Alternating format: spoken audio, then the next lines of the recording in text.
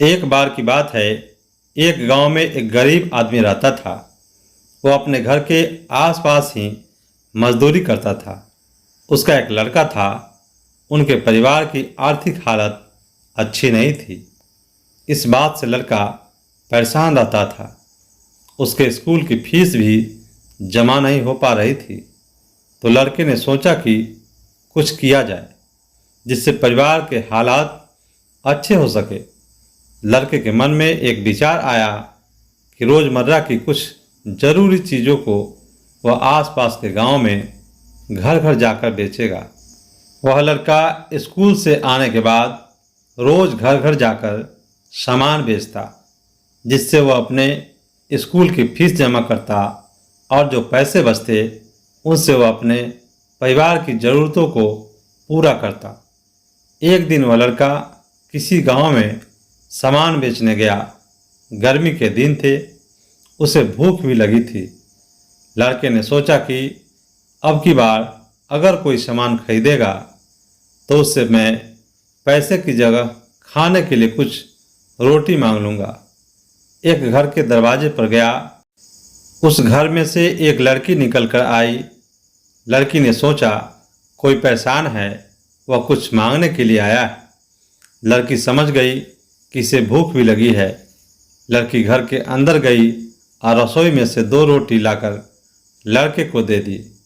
लड़का ने रोटी खाई, पानी पिया और लड़की से बोला कि मेरे पास कुछ सामान है, इन्हें तुम ले लो, ये तुम्हारे घर में काम आ जाएंगे। लड़की ने मना कर दिया और कहा कि इन्हें तुम किसी और ज़रूरतमंदों को बेच लेना।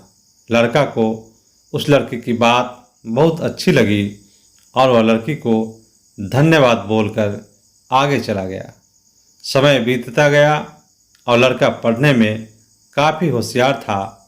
लड़के ने डॉक्टरी की पढ़ाई की और वह डॉक्टर बन गया। वह एक अस्पताल में मरीजों का इलाज करता था। एक दिन एक लड़की की दुर्घटना का केस आया। लड़की को इमरजेंसी में भर्ती कराया गया। उसके इलाज के लिए उसी लड़के को भेजा गया।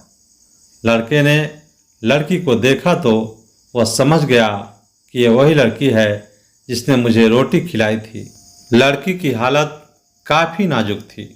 लड़के ने तुरंत शहर के बड़े डॉक्टर को बुलाया और कहा कि जितना भी पैसा लगेगा मैं दूंगा, बस ये लड़की ठीक होनी चाहिए। लड़की का इलाज हुआ और वह ठीक हो गई। उधर वह लड़की यह सोच रही थी कि मैं तो ठीक हो गई, लेकिन अस्पताल का खर्चा कहाँ से देगी। लड़की का डिस्चार्ज का समय आया और उसे एक दवाई व परहेज के लिए एक एक कागज़ पर परहेज के निर्देश दिए थे। इनके साथ एक कागज़ और भी था कि आपको 1 भी रुपये देने की ज़रूरत नहीं है, क्योंकि आपने इससे भी ज़्यादा 2 रोटी के रूप में पहले ही भुगतान कर दिया था। लड़की को भी यह बात याद आ गई कि मेरे इलाज के पैसे उस लड़के ने भर दिए जिसे मैंने पहले कभी खाना खिलाया था। दोस्तों, इस कहानी से हमें ये सीखने को मिलता है कि हमें ज़रूरतमंदों की हमेशा मदद करनी चाहिए। हमारे द्वारा किया गया पुण्य का अच्छा फल हमें किसी न किसी रूप में ज़रूर मिलता है। अगर आपको यह कहानी अच्छी लगी हो तो प्लीज़ हमारे चैनल स्टोरी गुरुजी को सब्सक्राइब कीजिए, कमेंट व शेयर ज़रूर कीजिए। धन्यवाद।